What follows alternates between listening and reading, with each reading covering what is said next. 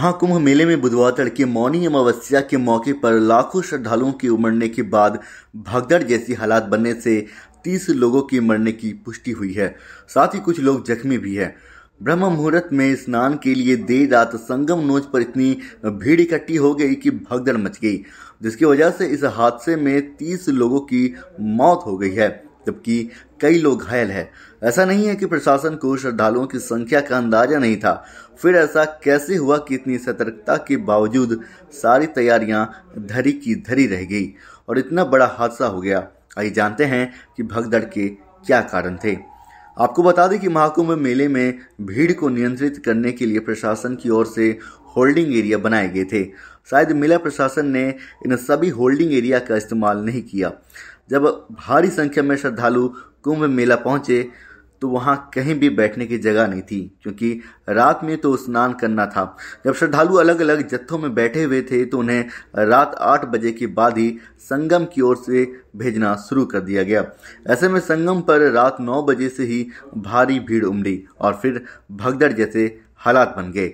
इसके साथ ही यहाँ पर प्रशासन ने जो यहाँ वन वे प्लान बनाया था वो भी काम नहीं किया। आपको बता दें कि यहाँ प्रशासन ने महाकुंभ के हर स्नान के लिए वन वे प्लान बनाया था। इसके मुताबिक श्रद्धालु काली सड़क से त्रिवेणी बांध पर कर संगम अपर रास्ते से होते हुए संगम नोच तक पहुंचे और फिर अक्षय वट रास्ते से होते हुए त्रिवेणी मार्ग से बाहर निकल गए।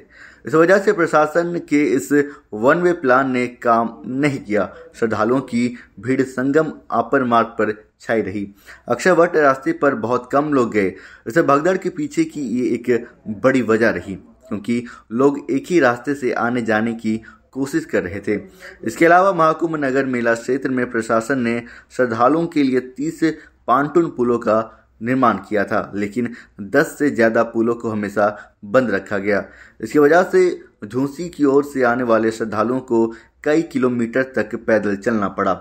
इनमें बुजुर्ग और महिला तीर्थयात्री थककर संगम नोच पर काफ़ी देर बैठे हुए थे, जिसकी वजह से संगम पर भीड़ जमा होती रही, जिसकी वजह से ये हादसा हो गया। वहीं प्रशासन ने कुंभ मेला में सड़कों को खूब चौड़ा किया, लेकिन उनमें से कई सड़कों को बंद रखा। इसके अलावा कई प्रमुख रास्तों पर बैरिकेडिंग भी की गई, जिसकी वजह से श्रद्धालुओं को लगातार चलना पड़ा और पैदल चलकर जाने से श्रद्धालु थक जाते हैं। वो फिर संगम के किनारे बैठ जाते हैं और जल्दी नहीं निकलते।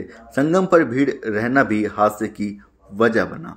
इसके अलावा एक बड़ा कारण यह भी था कि यहाँ सुरक्षा बलों का कैंप बहुत दूर था। महाकुंभ के सेक्टर 10 में सीआईएसएफ का कैंप था।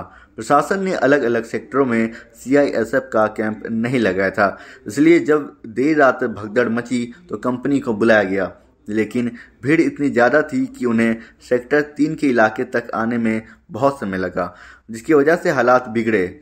हर सेक्टर में सीआईएसएफ का कैंप लगा होता तो ऐसा स्थिति शायद ही आती। आपको बता दें कि मौनी अमावस्या के स्नान के लिए देश दुनिया के श्रद्धालु महाकुंभ पहुंचते हैं, इसलिए दूर दूर से आने वाले श्रद्धालु ब्रह्म मुहूर्त में नहाने के लिए संगम तट के निकट जल्दी पहुंच जाते हैं और फिर वहीं सो जाते हैं। इससे जगह की कमी हो जाती है। प्रशासन को उनके लिए संगम से पहले ही व्यवस्था करनी थी, ताकि श्रद्धालुओं को रात 8 बजे से नहीं बल्कि 2 बजे के बाद वहां से संगम नोच के लिए व्यवस्थित तरीके से रवाना किया जाए। ऐसी स्थिति में वे स्नान कर आराम से महाकुंभ मेले से निकल जाते। वैसे पूरे मामले पर मेलाधिकारी और डीआईजी का बयान सामने आया है।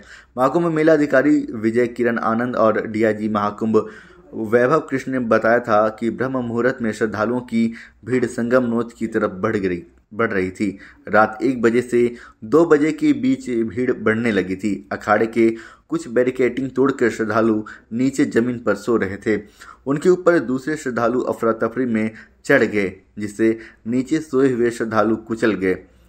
तत्काल ग्रीन कॉरिडोर बनाया गया और एम्बुलेंस के माध्यम से लगभग 90 घायलों को अस्पताल में पहुंचाया गया, लेकिन इससे दुर्भाग्यपूर्ण तरीके से 30 श्रद्धालुओं की मौत हो गई। इतने बड़े हादसे के बाद अब प्रशासन ने यहाँ कई बड़े बदलाव किए हैं। इनमें मेला क्षेत्र को पूरी तरह से नो व्हीकल जोन, वीवीआईपी पास कैंसिल करना, वन वे रूट का सख्ती से पालन करना, पड़ोसी जिलों से आ रहे वाहनों को बॉर्डर पर ही रोकना और कारों को पूरी तरह से बैन कर दिया गया है।